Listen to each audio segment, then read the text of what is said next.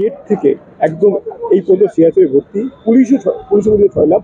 মানে বিষয়টা কি একটা শুধু প্রিমিয়ার দেখানোর জন্য? ছবি একটা আন্দোলন, এটা বলছি ছবি দেখাতে দেবো না। ছবি দেখুন, আমরা তো ছবি দেখার জন্য কেন্দ্র সরকারকে অনুরোধ করেছিলাম, সিকিউরিটি অ্যারেঞ্জমেন্ট হয়েছে। কিন্তু আমরা দেখেছিলাম ট্রেলার লঞ্চে একটা বিশাল ধুমধুমার পরিস্থিতি সৃষ্টি হয়েছিল। আজকে প্রিমিয়ার দেখাতে এই যে ব্যাপারটা এত সিয়া হয়েছে, যেটা যুদ্ধক্ষেত্রে লাগে, কোনো একটা বড় গন্ডগোল লাগে, সেখানে সিয়া হয়েছে না, এখানে অনেক প্রোফাইল লোকজন আসবেন, তাদের সিকিউরিটির ম্যাটার আছে।